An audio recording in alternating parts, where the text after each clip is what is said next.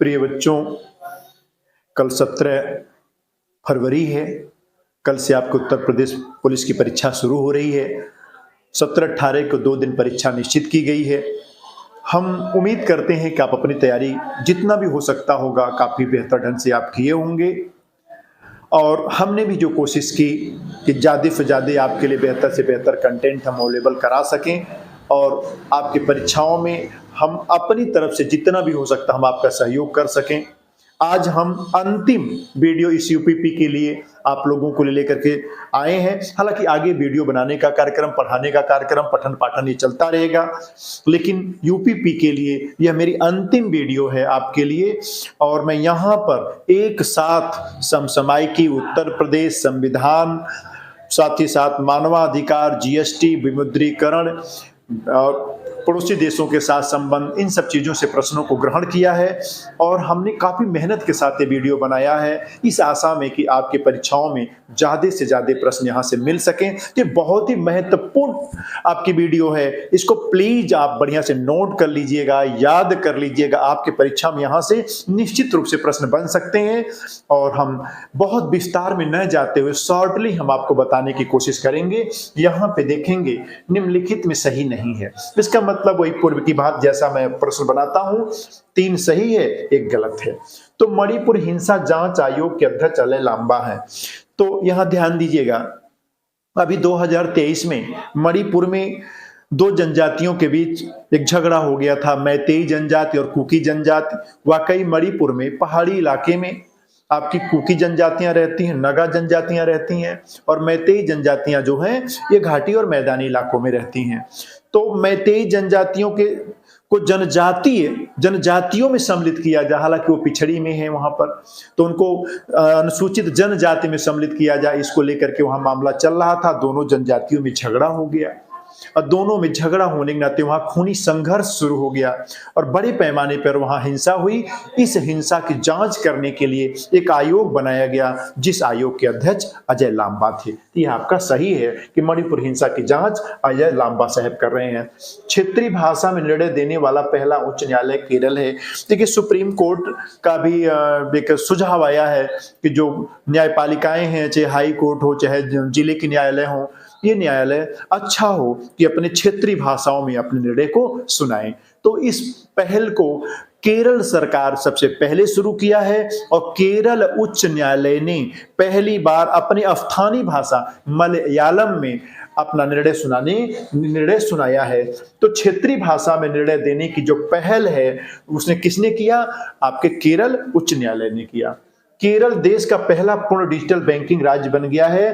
तो देखिए, यह भी सही है, केरल देश का पहला पूर्ण डिजिटल बैंकिंग राज्य बन गया है। मतलब एक ऐसा राज्य हो गया है जहां के जितने भी खाता धारक हैं, घर बैठे बैंक की जितनी सुविधाएं हैं सारी सुविधाओं का लाभ उठा रहे हैं, और घर बैठे सारे बैंक की सारी सुविधाओं का डिजिटल लाभ उठाने ऐसी सुविधा देने वाला राज्य आपका केरल राज्य बन गया है। अपना दल को राष्ट्रीय पार्टी का दर्जा प्राप्त हुआ है। नहीं, देखिए ये गलत है, और ध्यान दीजिएगा, अपना दल को नहीं बल्कि आपको माने आम आदमी पार्टी को राष्ट्रीय दल का दर्जा प्राप्त हुआ है। तो अब तक जो है वर्तमान में 6 पार्टियों को राष्ट्रीय दल का दर्जा प्राप्त है। एक आपकी भाजपा है, भारतीय जनता पार्टी है, भाजपा है, दूसरी आपकी बसपा है, बहुजन समाज पार्टी है, तीसरी आपकी राष्ट्रीय कांग्रेस है, कांग्रेस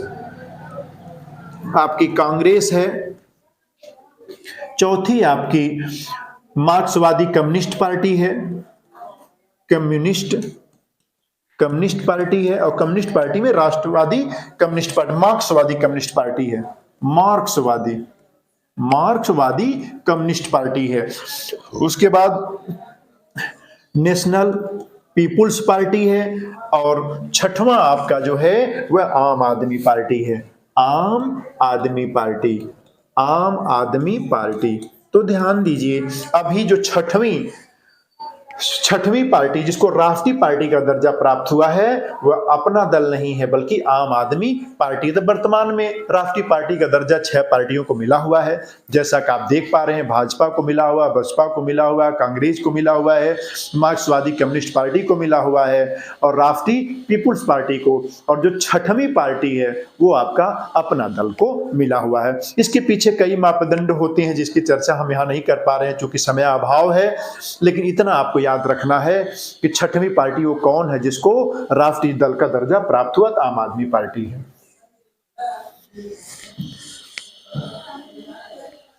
नेक्स्ट क्वेश्चन है, निम्न में क्या सही नहीं है? तो इसका मतलब यहां भी 3 सही है, 1 गलत है। भारत में अंतरराष्ट्रीय शाखा स्थापित करने वाला पहला विश्वविद्यालय डिकिन विश्वविद्यालय है। अभी तक देख लीजिए हमारे भारत में किसी भी देश का कोई विश्वविद्यालय अपनी शाखा नहीं खोला था, लेकिन ऑस्ट्रेलिया का डिकिन विश्वविद्यालय गुजरात में अपनी शाखा खोल रहा है। तो भारत में अंतरराष्ट्रीय शाखा खोलने वाला विश्वविद्यालय डिकिन विश्वविद्यालय है। दूसरा है, विश्व में CO2 का सबसे बड़ा उत्सर्जक कौन सा है? तो ध्यान दीजिएगा, जलवायु परिवर्तन प्रदर्शन सूचकांक, जलवायु परिवर्तन प्रदर्शन सूचकांक में यह बात सामने आई है कि CO2 के उत्सर्जन में चीन का पहला स्थान है और अमेरिका का दूसरा स्थान है। तो सबसे ज्यादा कार्बन डाइऑक्साइड का उत्सर्जन करने वाला देश कौन है? चीन बन गया है। अगला है, शांति निकेतन जो पश्चिम बंगाल में है वह होयसल के पवित्र मंदिर समूह को सितंबर 2023 में यूनेस्को द्वारा विश्व विरासत सूची में सम्मिलित किया गया है। तो यह भी सही है, जो शांति निकेतन पश्चिम बंगाल में है वह होयसल का पवित्र मंदिर समूह, इसको यूनेस्को द्वारा विश्व विरासत सूची में सम्मिलित किया गया है। तो बिल्कुल दोनों सही है। बिल्कुल ध्यान दे दीजिएगा कि 2023 में भारत के वो 2 कौन से स्थान है जिसको यूनेस्को ने विश्व विरासत सूची में सम्मिलित किया है? तो वो बंगाल का शांति निकेतन है और होयसल का पवित्र मंदिर समूह है। अगला है, इलेक्ट्रॉनिक वस्तुओं का निर्यात करने वाला अग्रणी राज्य कर्नाटक है। जी नहीं, इलेक्ट्रॉनिक वस्तुओं का निर्यात करने वाला, जो इलेक्ट्रॉनिक वस्तुओं का निर्यात करता है उसमें सबसे आगे जो राज्य है कर्नाटक नहीं है, बल्कि वो राज्य आपका तमिलनाडु है। तमिलनाडु है। तो इलेक्ट्रॉनिक वस्तुओं का निर्यात करने में सबसे ज्यादा निर्यात करने वाला राज्य कौन सा है? तमिलनाडु है।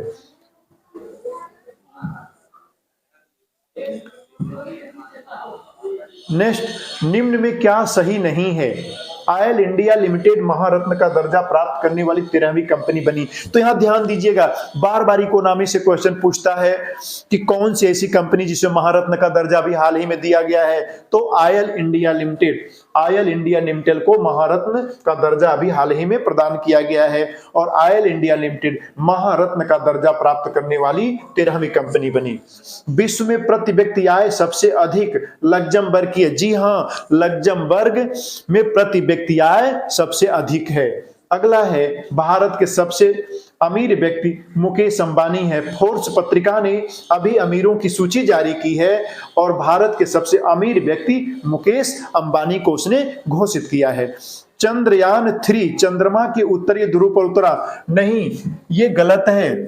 चंद्रयान 3 चंद्रमा के उत्तरी नहीं, दक्षिणी ध्रुव पर, आप ध्यान दीजिएगा, चंद्रमा के दक्षिणी ध्रुव पर उतरा, ये सही है, बल्कि यह उत्तरी ध्रुव गलत है। चंद्रयान 3 चंद्रमा के दक्षिणी ध्रुव पर उतरा। नेक्स्ट क्वेश्चन है, निम्न में सही नहीं है। सर्वाधिक उपग्रह शनि के पास हैं। देखिए, अभी हाल ही में खोजें हुई हैं और खोज होने के बाद यह पता चला है कि शनि के पास 146 उपग्रह हो गए हैं।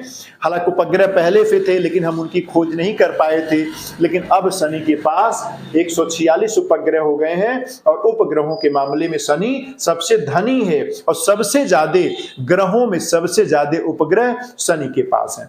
विश्व का सबसे तेज कंप्यूटर अमेरिका का फ्रंटियर कंप्यूटर है। जी हां, कंप्यूटर से कई बार पूछता है कि विश्व का इस समय वर्तमान में जो सुपर कंप्यूटर है, उन सुपर कंप्यूटर में सबसे द्रुतगामी, सबसे फास्ट सुपर कंप्यूटर अमेरिका का फ्रंटियर सुपर कंप्यूटर है, जबकि भारत का सबसे द्रुतगामी, सबसे तेज कंप्यूटर एरावत है। तो विश्व का सबसे फास्ट कंप्यूटर फ्रंटियर है और भारत का सबसे तेज कंप्यूटर कौन है? एरावत है। अगला, भारत का 23वां परमाणु ऊर्जा संयंत्र नरौरा में विद्युत परिचालन प्रारंभ हुआ। जी नहीं, यह गलत है, ये सही नहीं है। सही ये है कि भारत का 23वां परमाणु ऊर्जा संयंत्र जहां पर विद्युत परिचालन प्रारंभ हुआ है वह गुजरात का ककरापार है। ककरापार है। तो गुजरात के ककरापार में जो 36वां परमाणु ऊर्जा संयंत्र वहां विद्युत परिचालन प्रारंभ हुआ है, बल्कि नरौरा में नहीं, नरौरा में पहले से चल रहा है। नेक्स्ट है, निम्न में सही नहीं है।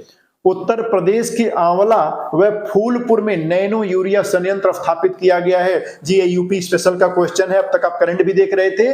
उत्तर प्रदेश का आंवला जो बरेली में है और फूलपुर इलाहाबाद में, यहाँ नैनो यूरिया जो लिक्विड फॉर्म में होती है छिड़काव के लिए, तो नैनो यूरिया का प्लांट उत्तर प्रदेश में कहाँ लगाया गया है? वो आपके बरेली के आंवला में लगाया गया है और इलाहाबाद या प्रयाग के फूलपुर में लगाया गया है। देश का 54वां बाघ अभ्यारण्य मध्य प्रदेश का वीरांगना दुर्गावती बाघ अभ्यारण्य हो गया। जी हां, अभी हाल ही में देश का 54वां बाघ अभ्यारण्य स्थापित किया गया है और वो कौन सा है? मध्य प्रदेश का वीरांगना दुर्गावती बाघ अभ्यारण्य है। बाघों की सबसे अधिक संख्या मध्य प्रदेश में है, बिल्कुल सही है, ये तीनों सही हैं।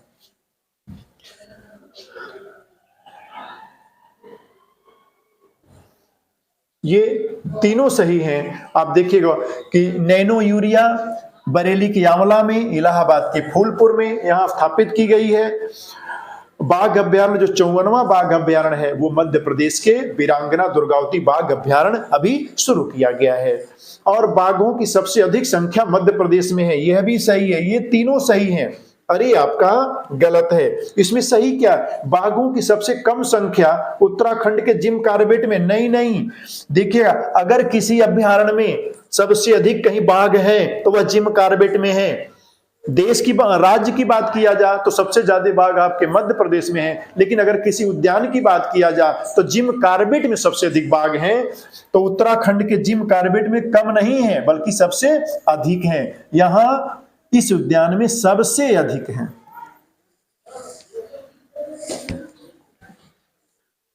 अगला देखिए, यहां निम्न में कौन एक सही नहीं है? राष्ट्रीय वनस्पति अनुसंधान संस्थान लखनऊ में है। राष्ट्रीय वनस्पति अनुसंधान संस्थान लखनऊ में है, सही है। भारतीय पशु चिकित्सा संस्थान इज्जतनगर में है, यह भी सही है। भारतीय दलहन अनुसंधान संस्थान कानपुर में है, यह भी सही है। राष्ट्रीय कृषि वानिकी अनुसंधान केंद्र यह आपका वाराणसी में नहीं है, यह गलत है। और यह तीन आपका सही है। नेक्स्ट, निम्नलिखित में क्या सही नहीं है? यहां ध्यान दीजिएगा, राज्य शैक्षिक अनुसंधान एवं प्रशिक्षण परिषद प्रयागराज में है, यह बिल्कुल सही है। एनसीईआरटी की तरह हमारी जो उत्तर प्रदेश की सरकार है, यह भी सिलेबस को निर्धारित करने के लिए आप यहां देखिए एक परिषद का गठन किया है, राज्य शैक्षणिक अनुसंधान एवं प्रशिक्षण परिषद, एक प्रयागराज में है। सर्व शिक्षा अभियान 2001-2002 के बीच चलाया गया था, यह भी सही है। मिड डे मील योजना 95 में चलाई गई थी। और शिक्षा मित्र योजना ये आपका यह गलत है और यह चलाई गई थी 2001 में, 2001 में चलाई गई थी शिक्षा मित्र योजना। नेक्स्ट है, निम्नलिखित में क्या सही नहीं है? कस्तूरबा गांधी बालिका विद्यालय योजना 2004 में चलाई गई थी, ये बिल्कुल सही है। कस्तूरबा गांधी बालिका विद्यालय योजना गरीब बालिकाओं को पढ़ाने के लिए सरकार की जो पहल थी, कस्तूरबा गांधी बालिका विद्यालय योजना 2004 में चलाई गई थी। एशिया का सबसे बड़ा आवासीय विश्वविद्यालय, एशिया का सबसे बड़ा आवासीय विश्वविद्यालय बनारस का बीएचयू विश्वविद्यालय है। प्रदेश सरकार का एकमात्र विश्वविद्यालय लखनऊ, नहीं, यहाँ कुछ मिसिंग लग रहा है। प्रदेश सरकार का एकमात्र विश्वविद्यालय, हाँ यहाँ हम ऐसा कर लेते हैं, प्रदेश सरकार का एकमात्र विकलांग विकलांग या दिव्यांग विश्वविद्यालय लखनऊ में। हालांकि उत्तर प्रदेश में 2 विकलांग विश्वविद्यालय हैं। एक आपका चित्रकूट में है रामभद्राचार्य, जो कि निजी विश्वविद्यालय है, और उत्तर प्रदेश सरकार का जो विकलांग विश्वविद्यालय है वो आपका लखनऊ में है। किंग जॉर्ज मेडिकल विश्वविद्यालय ये आपका प्रयाग में, गलत है, प्रयाग में नहीं है बल्कि ये लखनऊ में है। ये आपका लखनऊ में है, किंग जॉर्ज मेडिकल विश्वविद्यालय लखनऊ में। KGMU, इसको KGMU बोलते हैं, ये आपका लखनऊ में है। नेक्स्ट है, निम्नलिखित में क्या सही नहीं है? भारतेंदु नाट्य अकादमी, भारत खंडेय ये शब्द है, खांडेय हो गया है। संगीत संस्थान, राष्ट्रीय कथक संस्थान, ये लखनऊ, बिल्कुल राष्ट्रीय कथक संस्थान, भारत खंडे संगीत संस्थान, भारतेंदु नाट्य अकादमी, ये आपका लखनऊ में है। और तेल शोधक कारखाना, उत्तर प्रदेश में तेल शोधक कारखाना मथुरा में है। सीमेंट कारखाना सोनभद्र के चुर्क व डाला में है, यह भी सही है। हिंदुस्तान एल्यूमिनियम कारपोरेशन हिंडाल्को, ये आपका कहां है? ये सोनभद्र के रॉबर्ट्सगंज में नहीं है बल्कि यह रेणुकूट में है, यह रेणुकूट में है। इसको भी ध्यान रखिए, बार बार पूछा है कि हिंदुस्तान एल्यूमिनियम कारपोरेशन हिंडाल्को ये कहां पर है? सोनभद्र के रेणुकूट में है। सीमेंट कारखाना कहां है? सोनभद्र के चुरकोडाला में है। उत्तर प्रदेश में तेल शोधक कारखाना कहां पर है? मथुरा में है। और भारतेंदु नाट्य अकादमी, भारत खंडे संगीत संस्थान और राष्ट्रीय कथक संस्थान ये आपका लखनऊ में है।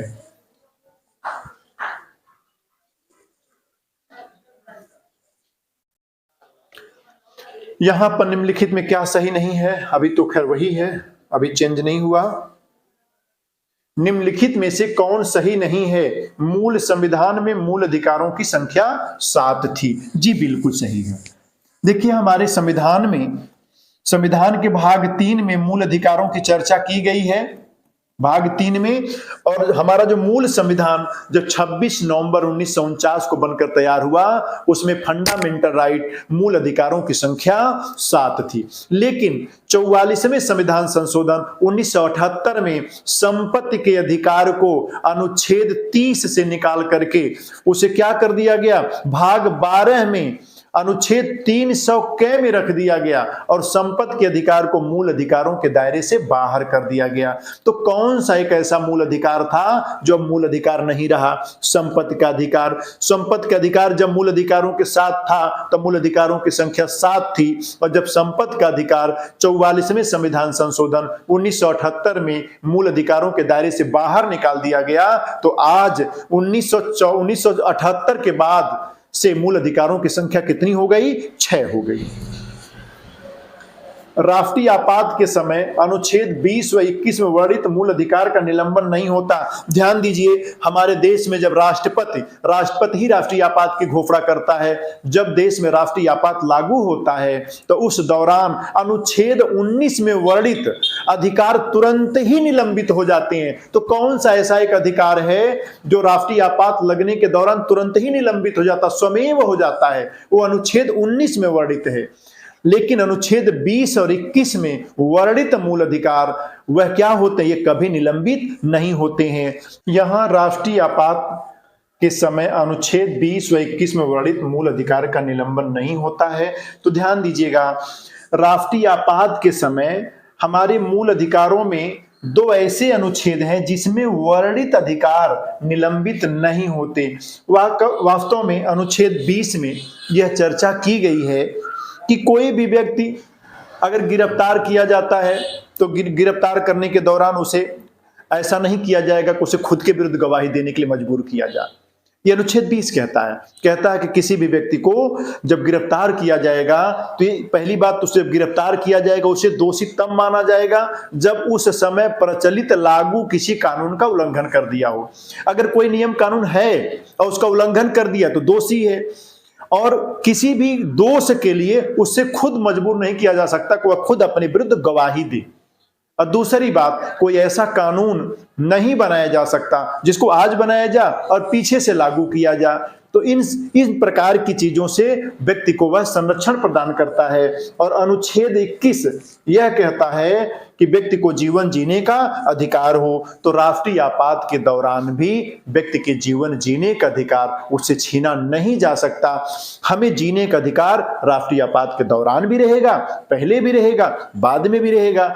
हम मतलब एक जीवन जीने का अधिकार किसी भी हालात में छीना नहीं जा सकता। इसी में अनुच्छेद 21 में अनुच्छेद 21 क भी है, जो 86वें संविधान संशोधन 2002 में जोड़ा गया, जिसके द्वारा 6 से लेकर के 14 वर्ष के बच्चों को शिक्षा का, अनिवार्य शिक्षा का प्रदान किया गया और निःशुल्क शिक्षा की सरकार 6 से लेकर के 14 वर्ष के बच्चों को निःशुल्क शिक्षा देगी। और शिक्षा का अधिकार आज मूल अधिकार है और अनुच्छेद 21 क में है। संवैधानिक उपचारों का अधिकार अनुच्छेद 31 में है, बिल्कुल गलत है। संवैधानिक उपचारों का अधिकार अनुच्छेद 31 में नहीं, अनुच्छेद 32 में है। अनुच्छेद 32 में वर्णित अधिकार को ही बाबा साहेब भीमराव अम्बेडकर ने संविधान की आत्मा कहा था।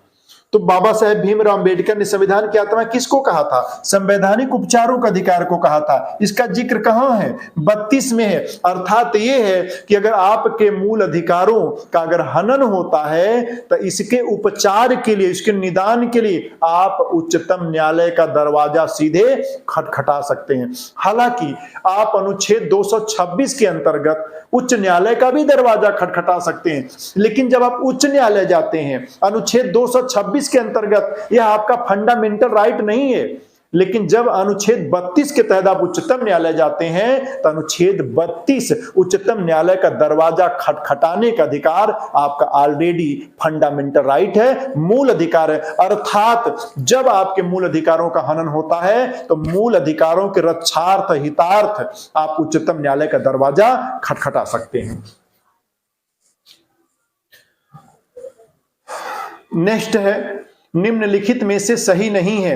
प्रेस की स्वतंत्रता अनुच्छेद 19 में वर्णित है। जी बिल्कुल, अनुच्छेद 19 में वाक और व्यक्ति मतलब बोलने का अधिकार, अपनी बातों को, अपनी भावनाओं को व्यक्त करने का अधिकार, और भावनाओं को व्यक्त करने का अधिकार आप मैसेज के द्वारा, ईमेल के द्वारा, पेपर के द्वारा, लेटर के द्वारा, ये सब जो है आपके अभिव्यक्ति का आजादी है। और प्रेस की आजादी भी अभिव्यक्ति की आजादी में आती है, जो अनुच्छेद 19 में वर्णित है।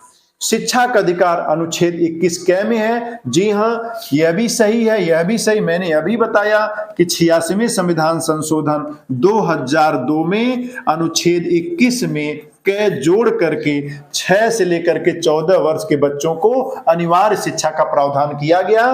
मतलब ये कि अब सरकार 2002 के बाद से 6 से लेकर 14 वर्ष के बच्चों को अनिवार्य रूप से निःशुल्क शिक्षा देगी। अगला है, 14 वर्ष से कम आयु के बच्चों को किसी कारखाने में काम करने से रोकता है। जी बिल्कुल सही है। आप ध्यान दीजिएगा, अनुच्छेद 23 और 24 यह शोषण के विरुद्ध अधिकार है।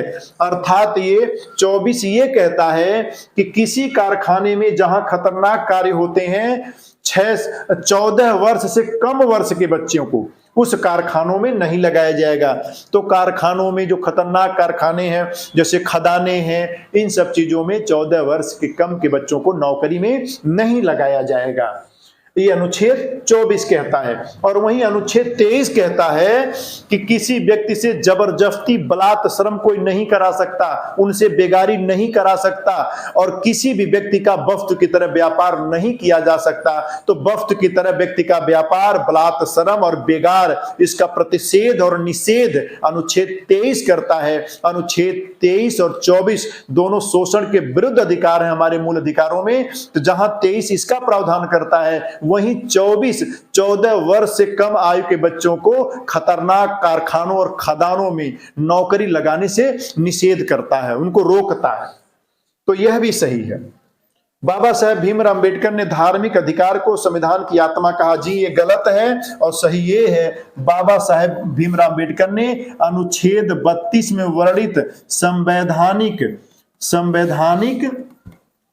उपचारों के अधिकार को उपचारों के अधिकार को संविधान की आत्मा कहा। तो बाबा साहेब भीमराव अंबेडकर ने किसको आत्मा, संविधान का आत्मा कहा?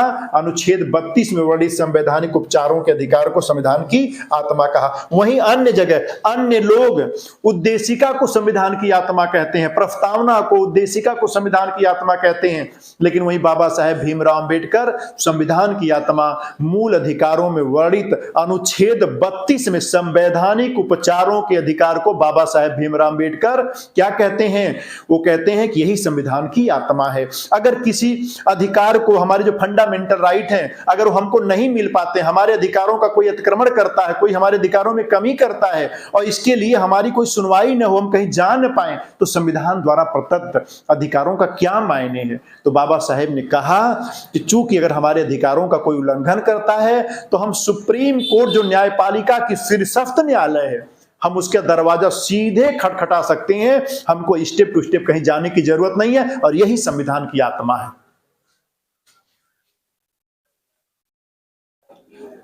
नेक्स्ट, निम्नलिखित में क्या सही नहीं है? मूल अधिकारों को लागू करने की शक्ति प्राप्त है सर्वोच्च न्यायालय, उच्च न्यायालयों को। जी हां, यह बिल्कुल सही है।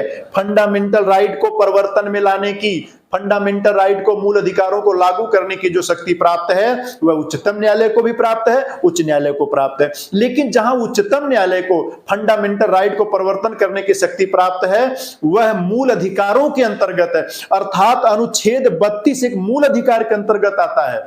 और अनुच्छेद 32 कहता है अगर किसी व्यक्ति के मूल अधिकार का हनन होता है तो वह सुप्रीम कोर्ट का दरवाजा सीधे खटखटा सकता है।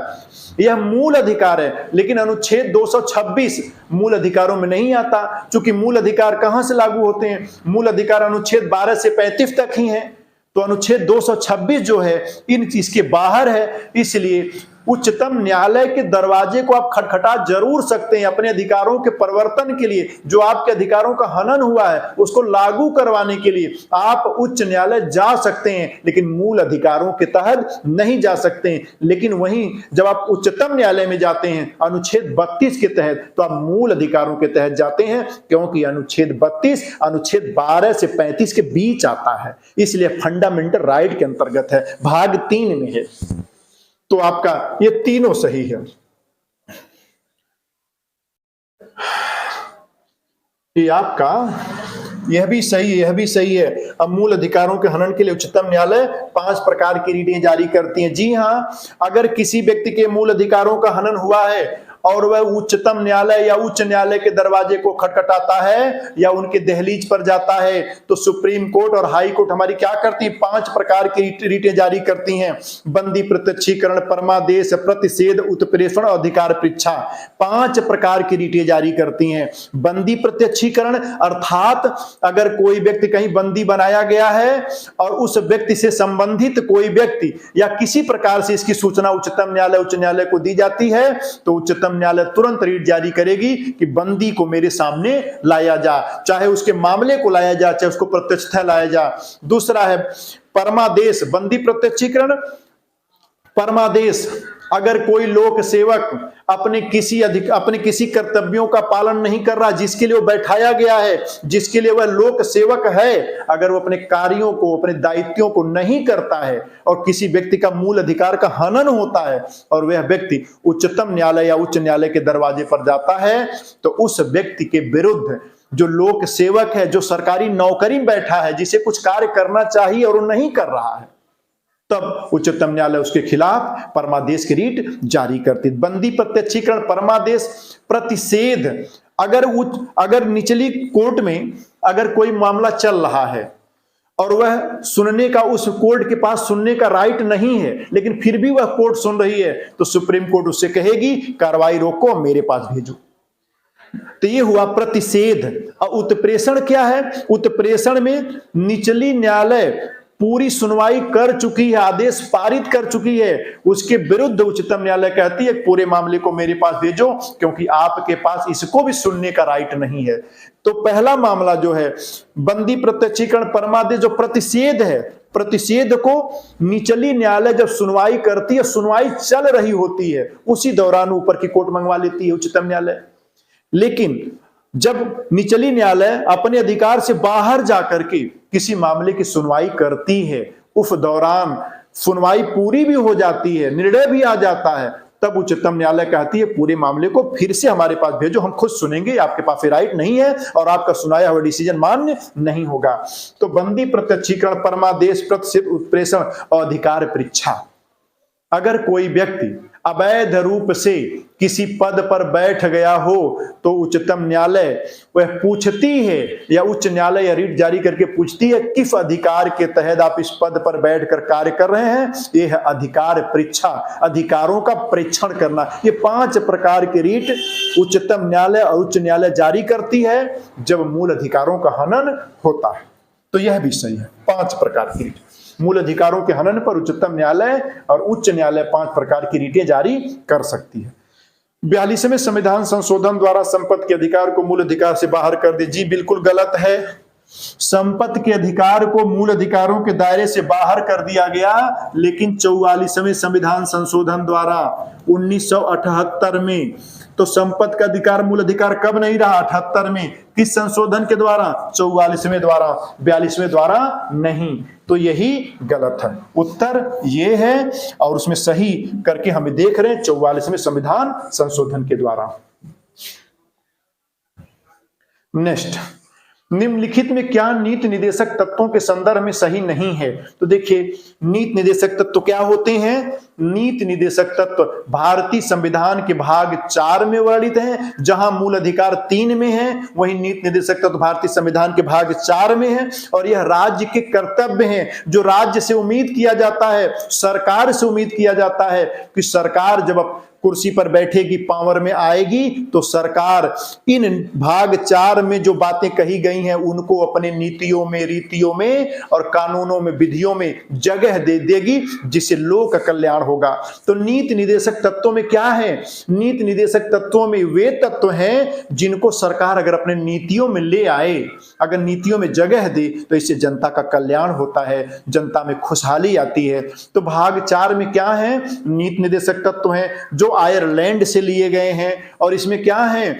इसमें राज्य के कर्तव्य हैं, और जिसको राज्य अपने नीतियों में जब सम्मिलित करता है, इससे लोक कल्याण की अभिवृद्धि होती है, इससे जनता का कल्याण होता। तो यहां क्या है? नीति निदेशक तत्व आयरलैंड से लिए गए हैं, बिल्कुल सही है। यह न्याय योग्य नहीं है, जी बिल्कुल, यह सरकार के ऊपर छोड़ दिया गया है, यह राज्य के ऊपर छोड़ दिया गया है कि वह कब लागू करेगा। अगर वह नहीं लागू करता है, इस मामले को लेकर के कोई न्यायालय का दरवाजा नहीं खटखटाएगा, कोई मुकदमा नहीं कर सकता कि आप नीति निदेशक तत्वों का पालन क्यों नहीं कर रहे हैं। अर्थात यह न्याय योग्य नहीं है, यह राज्य के कर्तव्य है, यह भी सही है। और यह कल्याणकारी नहीं है, जी ये गलत है। सही ये है कि यह कल्याणकारी है। यह नहीं शब्द अपने आप में गलत है, यह कल्याणकारी है। तो उत्तर घ सही है, लेकिन हमको घ नहीं सही कराना है, इसको यह भी देखना है कि यह कल्याणकारी है। मैं चौथे ऑप्शन को भी सही करा करके आपको 4 कंटेंट एक साथ देने की कोशिश कर रहा हूं।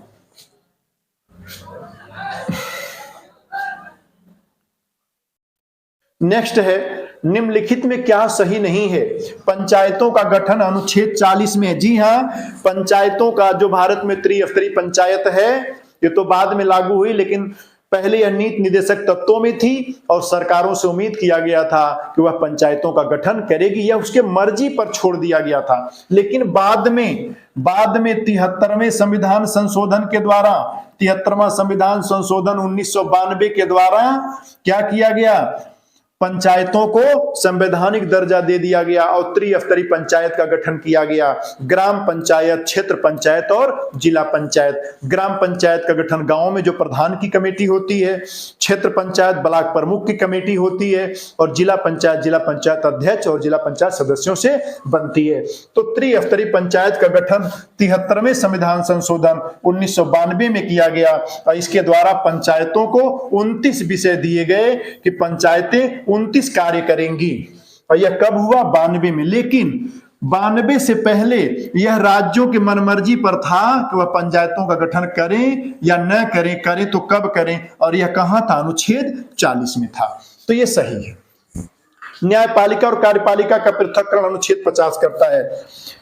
नीति निदेशक तत्व ये कहता है, अनुच्छेद 50 कहता है कि न्यायपालिका का अपना अलग काम है, कार्यपालिका का अपना अलग काम है। कोई भी पदाधिकारी उसके पास ऐसा ना होने पाए कि यह दोनों पद हो, वह कार्यपालिका भी उसी के अंदर हो, न्यायपालिका भी हो, वही कार्य भी करे। अगर कोई कार्य में त्रुटि हो जा तो वही सुनवाई भी करे, तो फिर तो वही हुआ, चोर ही न्यायाधीश हो जाएगा। इसलिए हमारे संविधान निर्माताओं में नीति निर्देशक तत्वों में बात रखा था कि राज्य ऐसा प्रयास करेगा कि कार्यपालिका और न्यायपालिका दोनों अलग हों, ऐसा ना हो कि कार्यपालिका ही न्यायपालिका का काम करने लगे।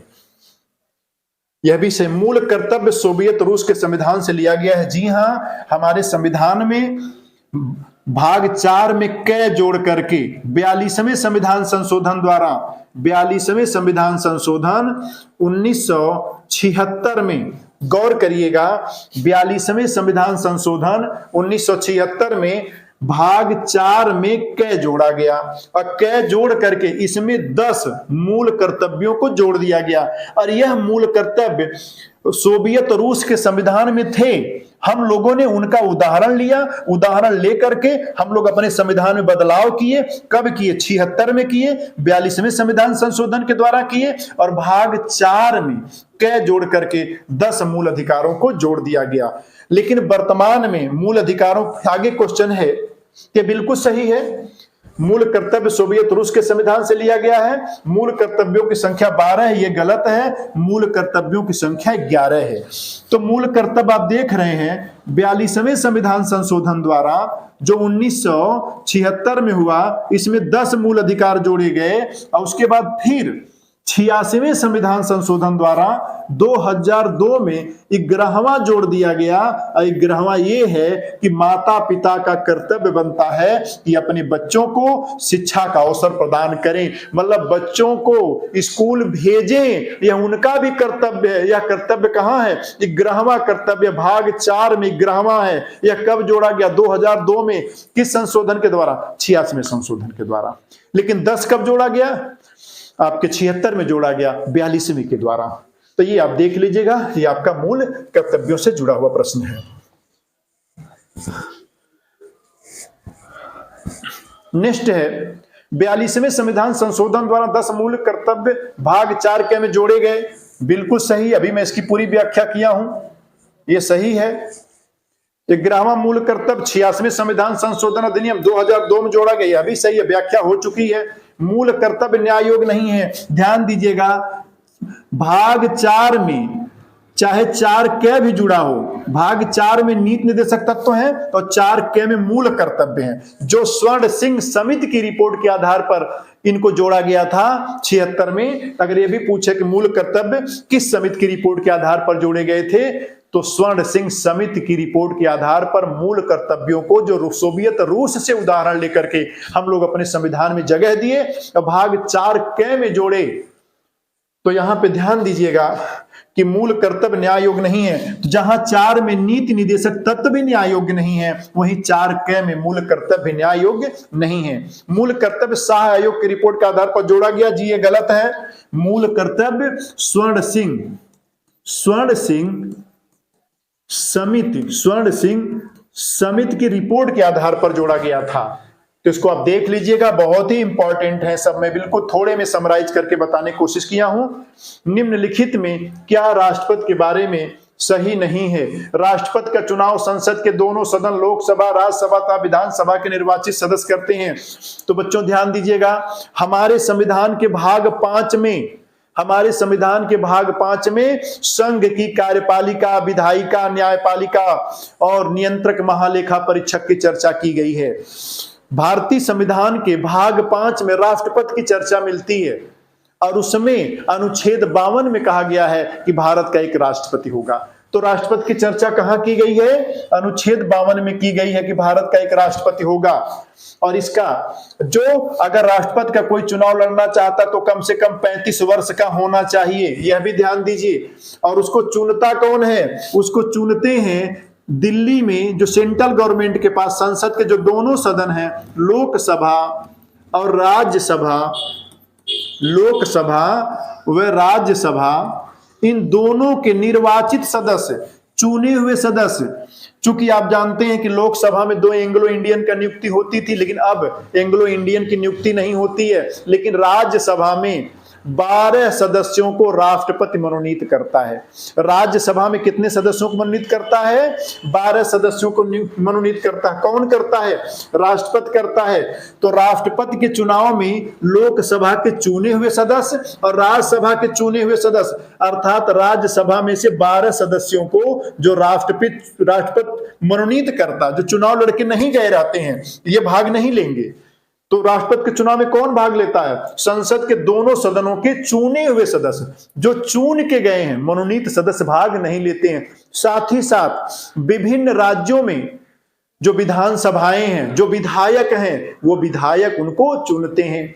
विभिन्न राज्यों में जो विधानसभा है उस विधानसभा के सदस्य चुनते हैं। तो राष्ट्रपति कौन चुनता है? सांसद। कौन सांसद?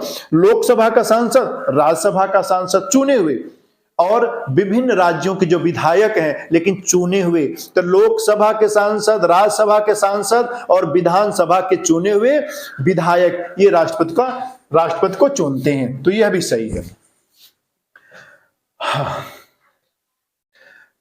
जी, राष्ट्रपति चुनाव की न्यूनतम उम्र 35 होनी चाहिए, बिल्कुल सही है, ये तो सही हो ही चुका है। राष्ट्रपति राज्यपाल की नियुक्ति करता है और राज्यपाल राष्ट्रपति के मनोनीत राज्यपाल की नियुक्ति करता और राज्यपाल तब तक अपने पद पर बना रहता है जब तक राष्ट्रपति चाहता है। अर्थात कई बार पूछा है कि कौन ऐसा पद है जो राष्ट्रपति के प्रसाद पर्यंत काम करता है। प्रसाद माने होता है कृपा। जब तक कृपा बनी रहेगी, तो राष्ट्रपति की जब तक कृपा बनी रहेगी तब तक राज्यपाल अपने पद पर रहेगा। तो राज्यपाल राष्ट्रपति के कृपा पात्र के रूप में कार्य करता है। और राष्ट्रपति ही प्रधानमंत्री को चुनता है, राष्ट्रपति केंद्रीय मंत्रियों की नियुक्ति करता है, राष्ट्रपति महान्यायवादी की नियुक्ति करता है। जहां राज्यपाल प्रसाद पर्यंत काम करता है, वहीं महान्यायवादी भी राष्ट्रपति के प्रसाद पर्यंत काम करता है। यहां प्रसाद का मतलब किसे हटा सकता है, तो राष्ट्रपति राज्यपाल को नियुक्त भी करता है और हटाता भी है, और महान्यायवादी को भी नियुक्त करता और हटाता भी है, और केंद्रीय मंत्रियों को भी नियुक्त करता और हटाता है। तो ये तीनों उसके प्रसाद पर्यंत, राज्यपाल, महान्यायवादी और मंत्री, ये सब राष्ट्रपति के प्रसाद पर्यंत काम करते हैं। और राज्यपाल की भी नियुक्ति वही करता, प्रधानमंत्री की नियुक्ति, केंद्रीय मंत्रियों की नियुक्ति, महान्यायवादी की नियुक्ति और नियंत्रक महालेखा परीक्षक की नियुक्ति कौन करता है? राष्ट्रपति करता है। राष्ट्रपति को महाभियोग द्वारा अनुच्छेद 60 के तहत हटाया जा सकता है। ध्यान दीजिए, ये गलत है। राष्ट्रपति को महाभियोग द्वारा अनुच्छेद 60 के तहत हटाया जाता है। जी, ये बिल्कुल सही नहीं है। सही ये है कि राष्ट्रपति को महाभियोग द्वारा अनुच्छेद 61 में राष्ट्रपति को हटाए जाने की प्रक्रिया, चूंकि राष्ट्रपति को जिस प्रक्रिया के तहत हटाया जाता है उस प्रक्रिया को महाभियोग कहते हैं।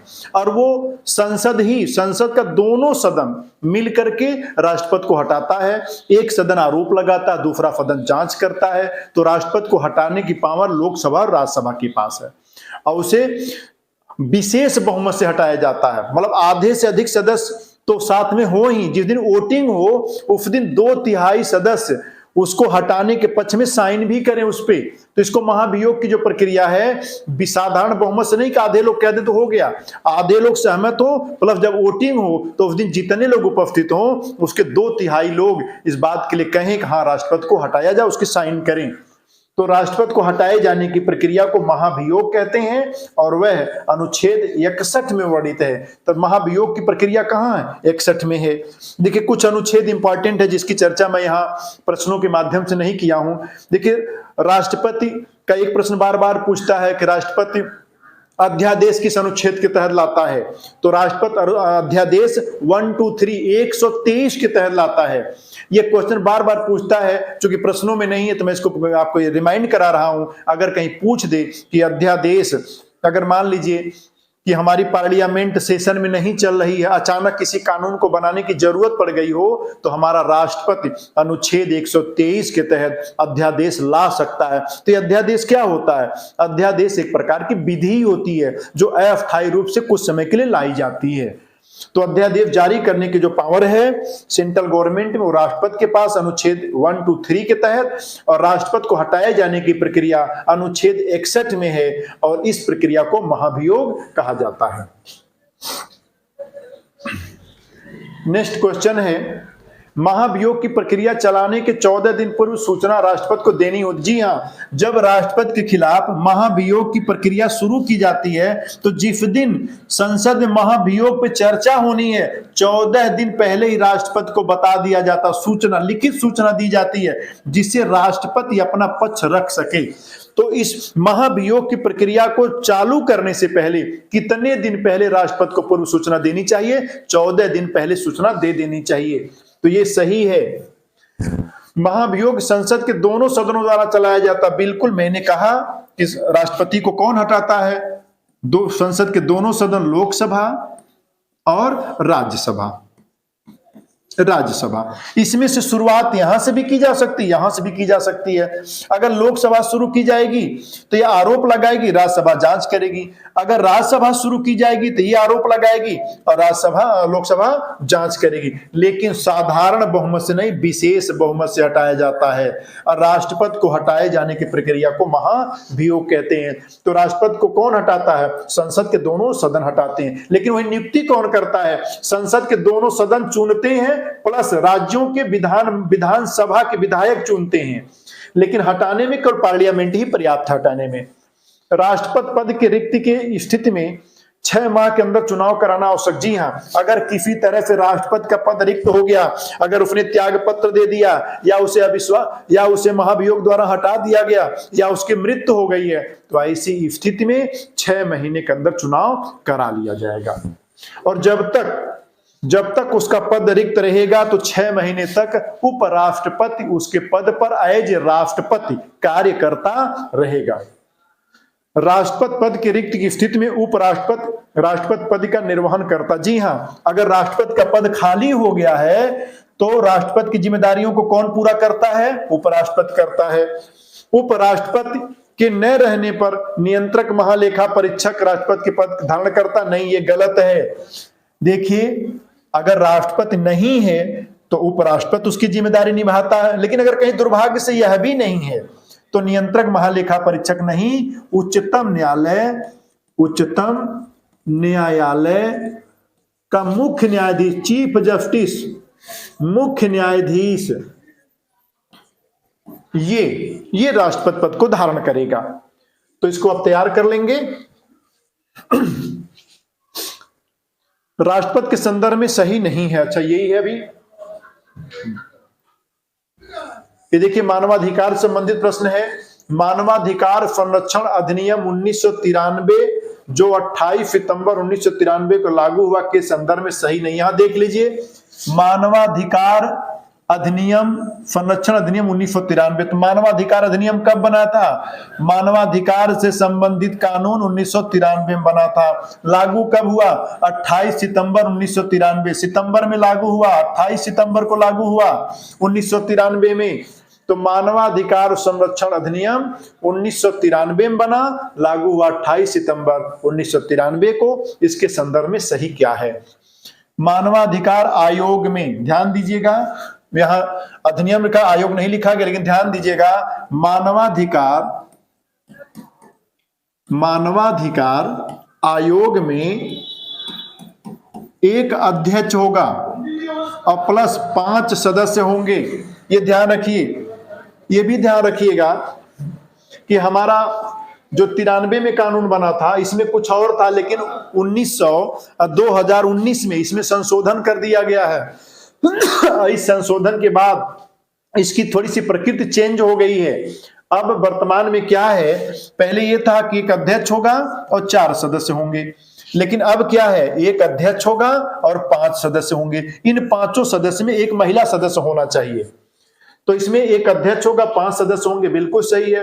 अध्यक्ष व सदस्यों की नियुक्ति राष्ट्रपति करता। जी हाँ, मानवाधिकार आयोग के अध्यक्ष और सदस्यों की नियुक्ति, पिछड़ा वर्ग आयोग के अध्यक्ष और सदस्यों की नियुक्ति, अल्पसंख्यक आयोग की नियुक्ति, इसी प्रकार अनुसूचित जात अनुसूचित जनजाति आयोग के अध्यक्ष और सदस्यों की नियुक्ति कौन करता है? भाषा आयोग के अध्यक्ष और सदस्यों की नियुक्ति सबकी राष्ट्रपति करता है। सदस्यों में एक महिला सदस्य होनी चाहिए, यह भी सही है। जो 5 सदस्य उसमें महिला होनी चाहिए। अध्यक्ष और सदस्यों की नियुक्ति राष्ट्रपति करता है, यह भी सही है।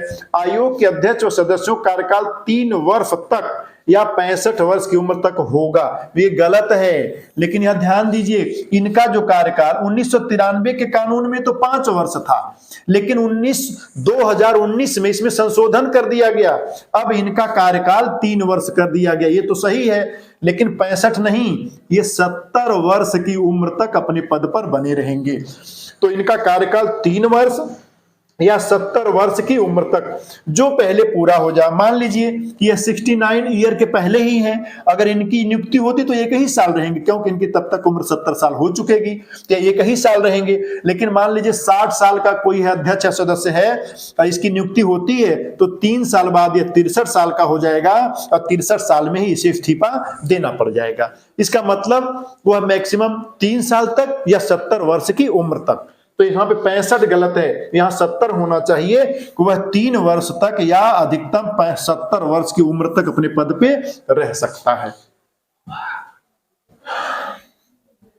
नेक्स्ट है मानवाधिकार अधिनियम 1973 के 1993 के संदर्भ में सही नहीं है। मानवाधिकार आयोग का अध्यक्ष उच्चतम न्यायालय का पद मुक्त मुख्य न्यायाधीश या न्यायाधीश होना चाहिए। यहां ध्यान दीजिएगा, मानवाधिकार आयोग का जो अध्यक्ष होता है, जिसको चुना जाता है, उसके लिए मापदंड ये है कि उच्चतम न्यायालय सुप्रीम कोर्ट का रिटायर्ड या तो मुख्य न्यायाधीश हो या न्यायाधीश हो, या तो मुख्य न्यायाधीश हो या न्यायाधीश रिटायर्ड हो और सुप्रीम कोर्ट का हो। मानवाधिकार आयोग का मुख्यालय दिल्ली में है। जी, ये बिल्कुल सही है, यह भी सही है।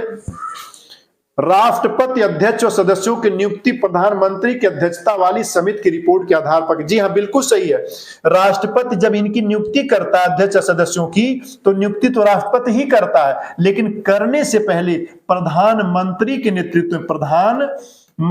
नेतृत्व में एक कमेटी बनाई जाती है और उस कमेटी की रिपोर्ट के आधार पर, सलाह के आधार पर करता है।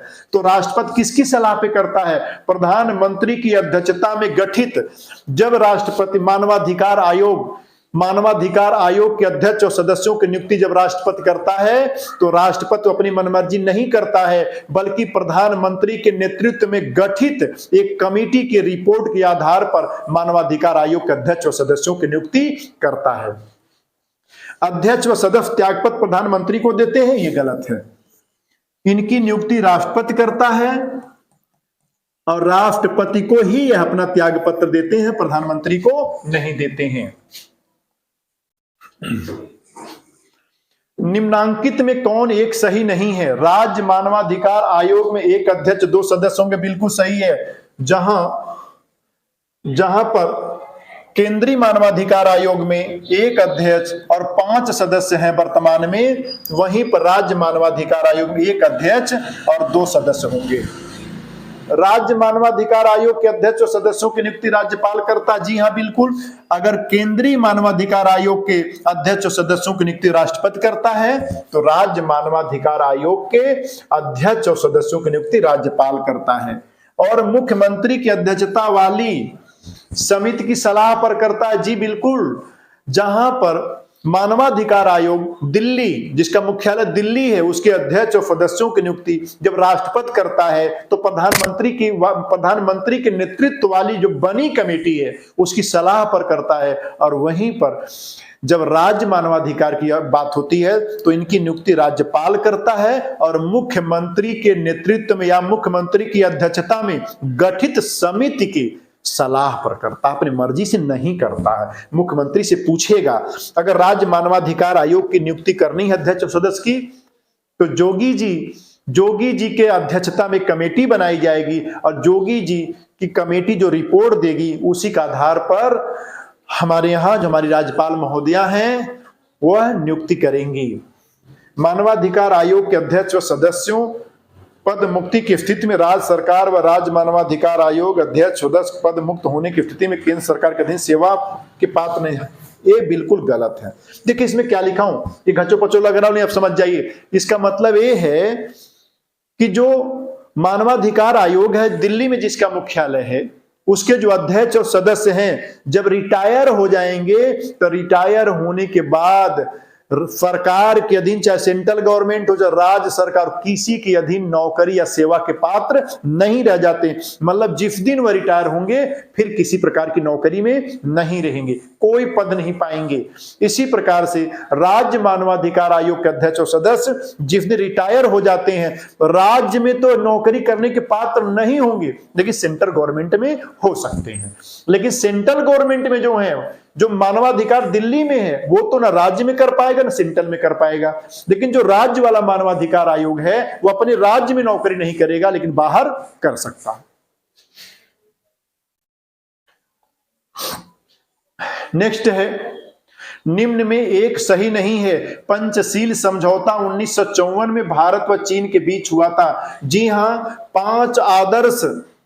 पांच आदर्श सिद्धांतों का एक समेकित रूप था पंचशील समझौता। यह पंचशील समझौता कब संपन्न हुआ? 1954 में संपन्न हुआ। किसके बीच?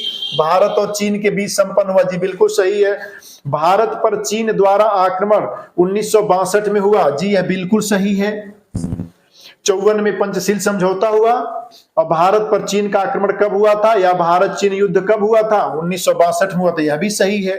भारत चीन के बीच गलवान घाटी विवाद लद्दाख क्षेत्र में पड़ता है। अभी आप हाल ही में देखे होंगे, टीवी पर दिखाई दे रहा था कि गलवान घाटी में जो आपके लद्दाख में पड़ता है, वहां चीनियों और भारतीय सैनिकों में काफी वहां पे जंग हुई थी, धक्का मुक्की हो रही थी। वह गलवान घाटी कहां पे है? लद्दाख में है। भारत चीन के बीच राजनीतिक संबंधों की शुरुआत, ये गलत है। भारत चीन के बीच राजनीतिक संबंधों की शुरुआत 1950 में हुई थी। एक दूसरे के देश में राजदूतों की नियुक्ति 1950 में हुई थी। निम्न में एक सही नहीं है। पंचशील समझौता, अच्छा वही है। निम्न में एक सही नहीं है। सिंधु जल समझौता 1960 में भारत पाकिस्तान के बीच हुआ। ध्यान दीजिएगा, सिंधु जल समझौता किसके बीच हुआ था? भारत पाकिस्तान के बीच हुआ था। कब हुआ था? 1960 में। कि जो नदियां हैं, जो सिंधु की सहायक नदियां हैं, उनके जल का बंटवारा कैसे कैसे होगा, कितना जल भारत प्रयोग करेगा, कितना जल पाकिस्तान करेगा, इसके संबंध में 1960 में एक समझौता हुआ था, जिसको क्या कहते हैं? सिंधु जल समझौता कहते हैं। तो सिंधु जल समझौता 1960 में हुआ था और भारत और पाकिस्तान के बीच हुआ था। सिंधु नदी की सहायक नदियों के जल के बंटवारे को लेकर के हुआ था।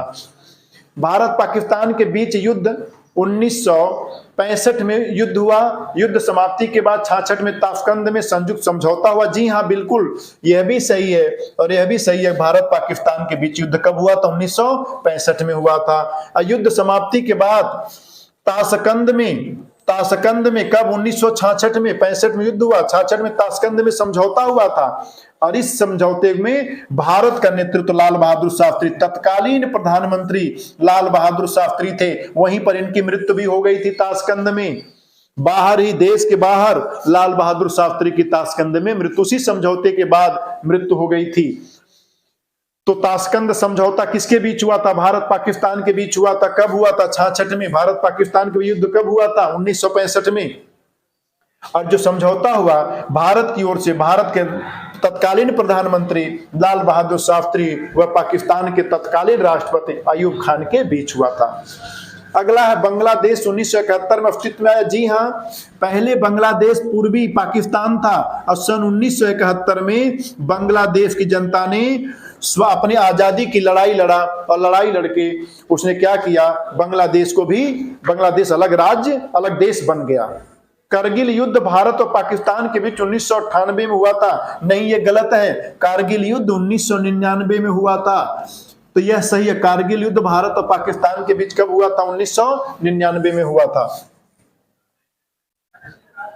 नेक्स्ट है, उत्तर प्रदेश के संदर्भ में सही नहीं है। उत्तर प्रदेश में 2 भारतीय प्रौद्योगिकी संस्थान, तो उत्तर प्रदेश में प्रौद्योगिकी संस्थान 2 अर्थात आईआईटी के 2 कॉलेज उत्तर प्रदेश में हैं। एक आपका कानपुर में है और दूसरा आपका कहां है? बीएचयू वाराणसी में है।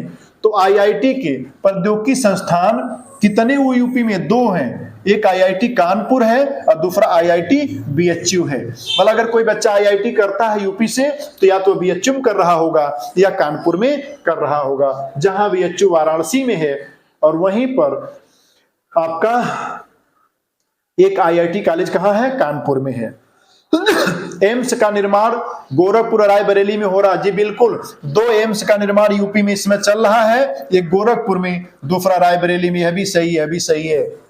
कृषक दुर्घटना बीमा योजना 2004-05 में शुरू हुई। जी बिल्कुल सही है। अगर किसी किसान के पास कुछ भी खेती है, थोड़ी भी खेती है उसके नाम से, अगर उसकी दुर्घटना किसी कारणवश हो जाती है तो सरकार हमारी 5 लाख रुपए उसे देती है किसान दुर्घटना बीमा के अंतर्गत। और यह योजना 2004-05 में शुरू की गई थी। उत्तर प्रदेश जमींदारी विनाश अधिनियम 1951 में बना व 1 जुलाई 1952 को लागू हुआ। जी हाँ, यहां ध्यान दीजिए, उत्तर प्रदेश जमींदारी विनाश अधिनियम यह 1950 में बना और लागू हुआ 1 जुलाई 1952 में। तो उत्तर यहां देखिएगा, ये गलत है, इसमें सही ये है कि 50 में बना। और जमींदारी विनाश अधिनियम या जमींदारी उन्मूलन अधिनियम कब लागू हुआ? 1 जुलाई 1952 में। तो उत्तर प्रदेश में जमींदारी विनाश कब लागू हुआ? 52 में लागू हुआ, 1952 में।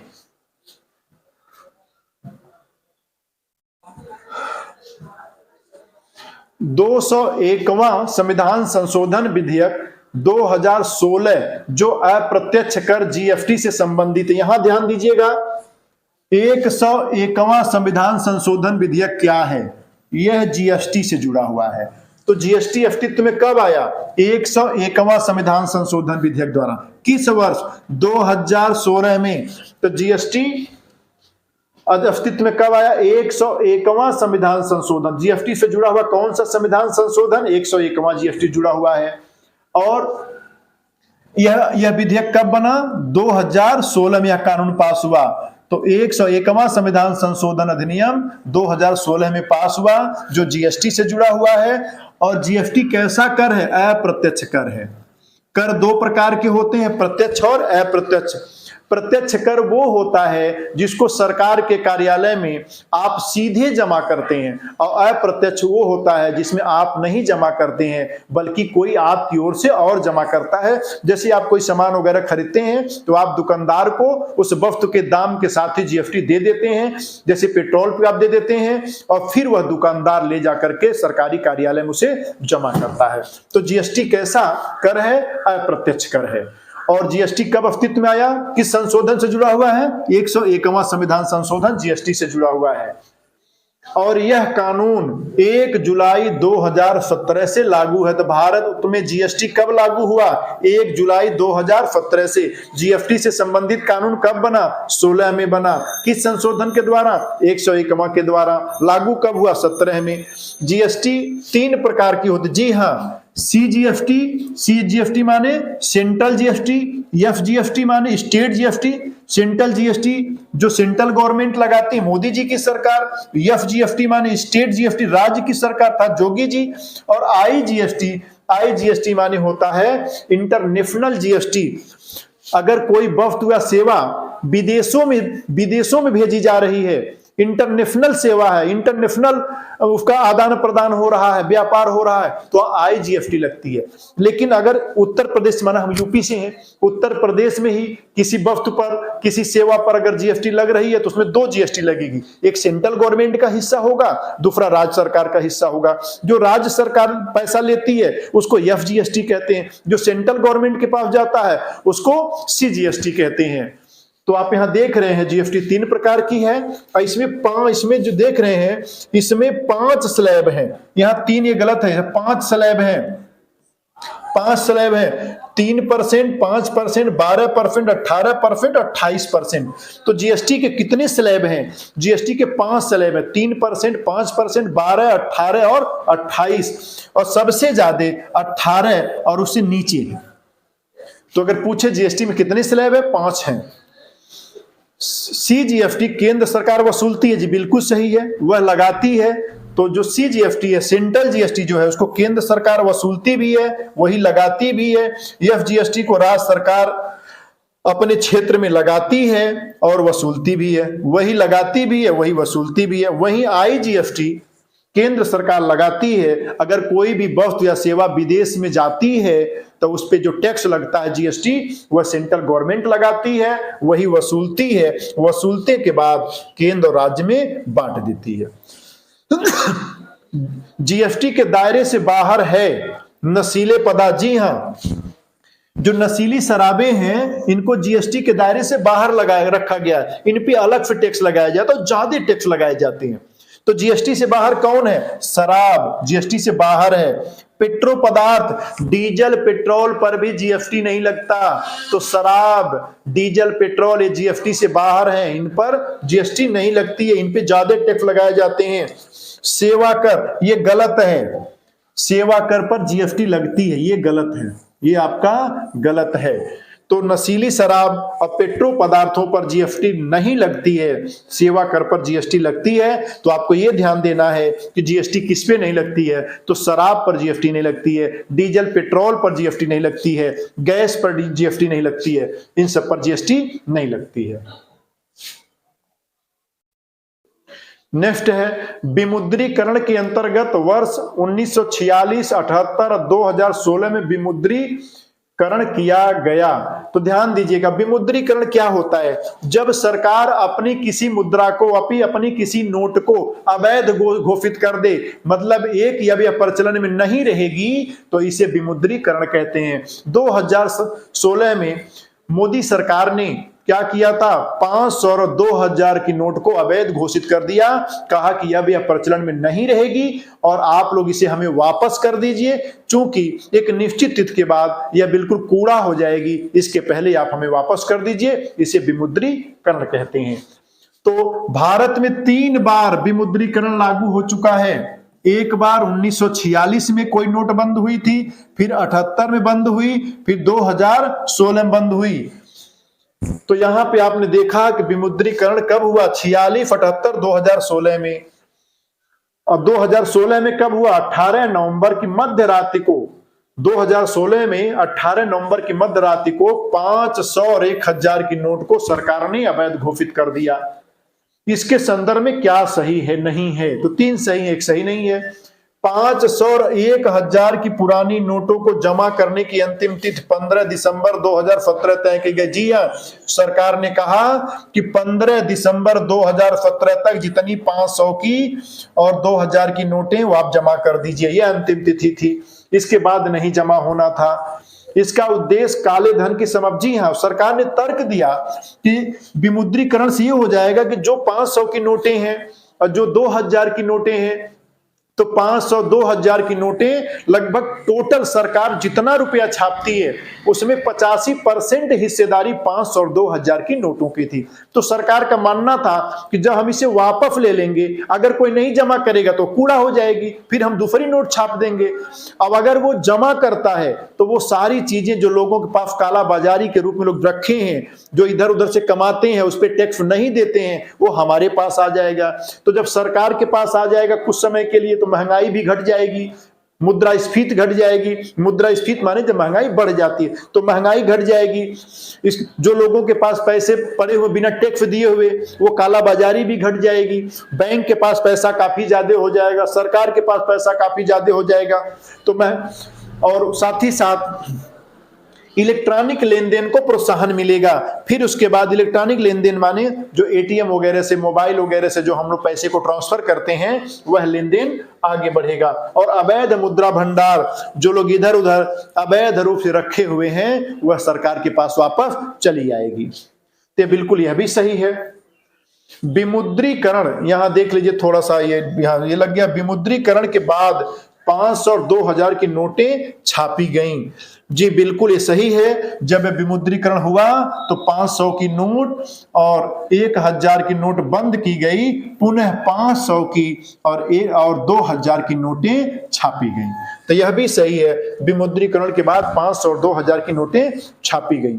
विमुद्रीकरण में 100 रुपए की नोट को अवैध कर दिया गया, नहीं, ये गलत है। 100 नहीं, 500 की नोट और 1000 की नोट को, 500 की नोट को और 1000 की नोट को अवैध घोषित कर दिया गया और 500, 2000 और 200 की नोटें छापी गई।